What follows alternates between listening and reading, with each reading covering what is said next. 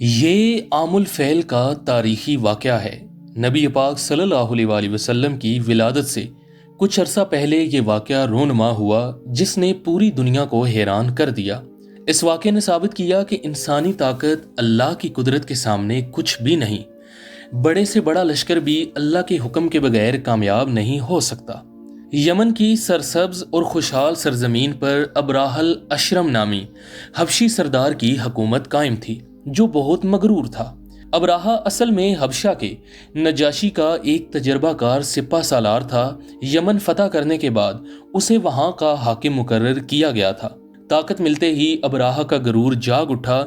اس نے نجاشی سے بغاوت کی اور خود کو یمن کا آزاد اور خود مختار بادشاہ قرار دے دیا۔ ابراہ عیسائی مذہب کا پیروکار تھا۔ وہ اپنے مذہب کی اشاعت کو اپنا سب سے بڑا فریضہ سمجھتا تھا اور اس لیے کوشاں رہتا تھا۔ ابراہ نے دیکھا کہ پورے عرب کے لوگوں کے دل اور قدم مکہ مکرمہ کی طرف کھینچتے ہیں۔ یہ دیکھ کر اس کے دل میں حسد کی آگ بھڑک اٹھی۔ خانہ کعبہ کی طرف لاکھوں لوگ ہر سال حج اور زیارت کے لیے آتے تھے۔ یہ مرکزیت ابراہ کو بالکل برداشت نہیں تھی اور وہ اسے ختم کرنا چاہتا تھا۔ ابراہ نے سوچا کہ اگر کعبہ کی مرکزیت ختم کر دی جائے تو سارا عرب اس کے زیر اثر آ جائے گا۔ تجارتی اور سیاسی فوائد بھی یمن کو ملیں گے۔ ابراہ نے صنعاء میں ایک عظیم گرجا گھر تعمیر کرایا جسے القلیس کا نام دیا گیا۔ یہ اپنے زمانے کی سب سے شاندار عمارت تھی۔ القلیس کو سونے چاندی، ہاتھی دانت اور قیمتی پتھروں سے مزین کیا گیا۔ یہ عمارت دور سے ہی آنکھوں کو خیرہ کر دیتی تھی اور دل کو محصور کرتی تھی۔ ابراہ نے شاہ حبشہ کو خط لکھ کر فخر سے بتایا کہ اس نے ایسا گرجا بنوایا ہے کہ عرب خانہ کعبہ چھوڑ کر یہاں آنے پر مجبور ہو جائیں گے۔ ابراہ نے پورے عرب میں اعلان کروایا کہ اب حج اور زیارت کے لیے القلیس آؤ اور مکہ جانا چھوڑ دو، لیکن کسی نے اس کی بات نہ مانی۔ عربوں نے ابراہ کی بات یکسر رد کر دی۔ قبیلہ کنانہ کے ایک شخص نے غیرت میں آ کر رات کو گرجے میں گھس کر اسے ناپاک کر دیا۔ جب ابراہ کو گرجے کی بے حرمتی کی خبر ملی تو وہ غضب سے آگ بگولا ہو گیا۔ اس نے فوری طور پر مکہ پر چڑھائی کا فیصلہ کر لیا۔ ابراہ نے اعلان کیا کہ وہ مکہ جائے گا اور خانہ کعبہ کو زمین بوس کر دے گا۔ یہ سن کر پورے عرب میں خوف و ہراس کی لہر دوڑ گئی۔ ابراہ نے ایک عظیم لشکر تیار کیا جس میں 60 سے 70 ہزار تجربہ کار مسلح اور جنگجو سپاہی شامل تھے جو جنگ کے ماہر تھے۔ اس لشکر کی سب سے خاص اور دہشت ناک بات یہ تھی کہ اس میں جنگی ہاتھیوں کا ایک مضبوط دستہ شامل تھا جو دشمن میں خوف پھیلاتا تھا۔ سب سے بڑے ہاتھی کا نام محمود تھا۔ یہ ایک عظیم الجثہ، طاقتور اور بار آزمودہ جنگی ہاتھی تھا جو لشکر کی پہچان بن گیا تھا۔ عرب کے لوگوں نے اس سے پہلے ہاتھی نہیں دیکھے تھے۔ ہاتھیوں کی دہشت اور طاقت کے قصے سن کر دلوں میں خوف و ہراس کی لہر دوڑ گئی۔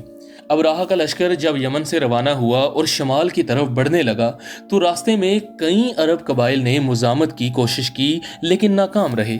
قبیلہ خثعم کے سردار نفیل بن حبیب نے ابراہ کے لشکر کو روکنے کی کوشش کی لیکن شکست کھا کر گرفتار ہو گئے اور قیدی بن گئے۔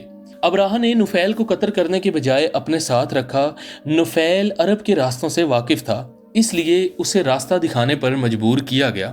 قبیلہ تائی کے علاقے سے گزرتے ہوئے ابراہ کے لشکر نے لوٹ مار کی۔ کوئی قبیلہ اس طاقتور لشکر کا مقابلہ کرنے کی ہمت نہیں رکھتا تھا۔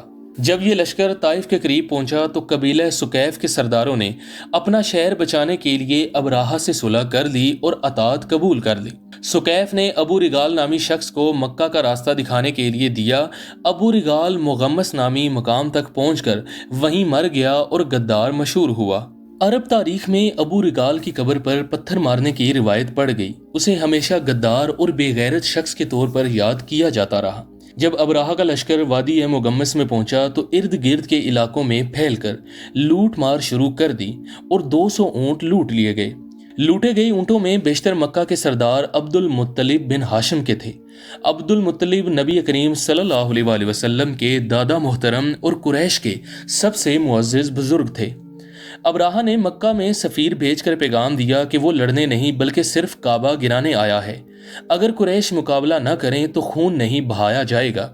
عبد المطلب نے ابراہہ کے دربار میں جانے کا فیصلہ کیا۔ جب ابراہہ نے انہیں دیکھا تو ان کی شخصیت اور وقار سے بہت متاثر ہوا اور عزت سے بٹھایا۔ ابراہہ نے کہا کہ میں تم سے متاثر تھا لیکن اب مایوس ہو گیا ہوں۔ میں تمہارے آبا کے گھر کو ڈھانے آیا ہوں اور تم اونٹوں کی بات کرتے ہو۔ عبد المطلب نے نہایت سکون اور وقار سے جواب دیا کہ میں اونٹوں کا مالک ہوں، اس لیے ان کی بات کرتا ہوں۔ اس گھر کا مالک اللہ ہے، وہ خود حفاظت کرے گا۔ یہ جواب سن کر ابراہہ خاموش ہو گیا۔ اس نے اونٹ واپس کر دیے۔ عبد المطلب اونٹ لے کر واپس آئے اور قریش کو پہاڑوں میں جانے کا حکم دیا۔ عبد المطلب نے کعبے کے دروازے کا حلقہ تھاما اور کعبہ کے پردوں سے لپٹ کر دعا مانگی۔ کہا کہ اے اللہ، اپنے گھر کی حفاظت فرما اور دشمن کو ناکام کر۔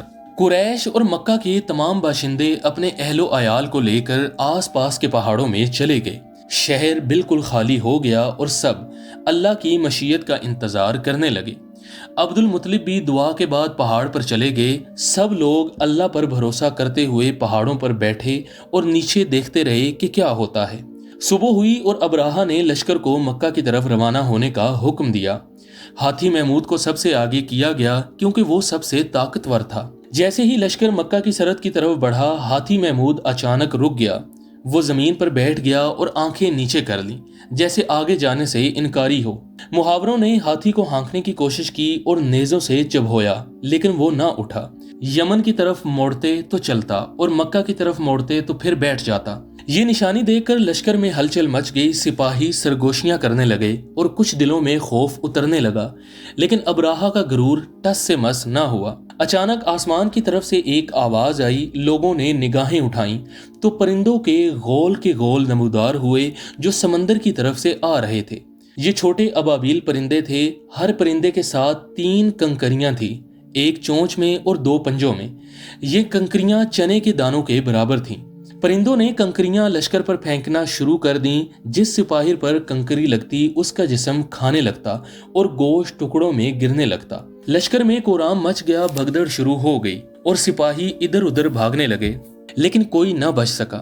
ہر طرف لاشیں اور چیخو پکار تھی۔ وہ عظیم لشکر جس نے پوری سرزمین عرب کو تھرا دیا تھا، وہ لمحوں میں چنے ہوئے بھوسے کی طرح رون دیا گیا۔ اللہ کی قدرت نے سب کچھ تباہ کر دیا۔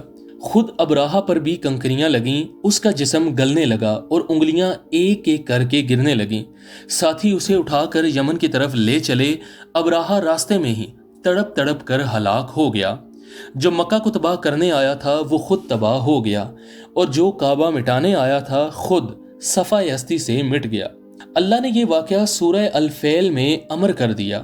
قیامت تک کا سبق ہے کہ اللہ کے گھر سے ٹکرانے والا خواہ کتنا ہی طاقتور ہو، ہمیشہ مٹ جاتا ہے۔